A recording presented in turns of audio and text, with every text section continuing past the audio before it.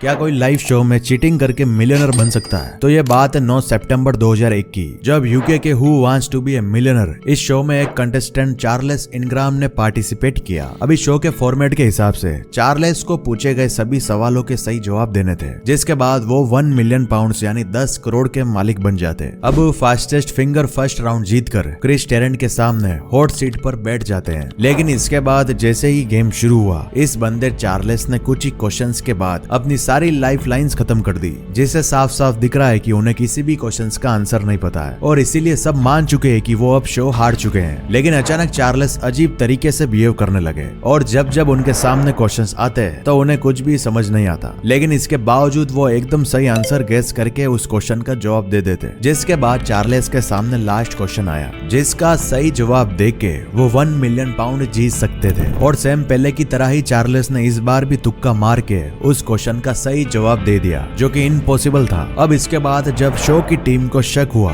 और जब उन्होंने रिकॉर्डिंग चेक किया तो पता चला कि जब भी चार्ल्स सही जवाब पढ़ते पीछे से एक खांसने की आवाज आती और ये खांसने की आवाज उनके दोस्त और उनकी वाइफ डायना कर रही थी। और बस फिर क्या, कोर्ट ने इन्हें गिल्टी फाइंड किया और तीनों को जेल भेज दिया।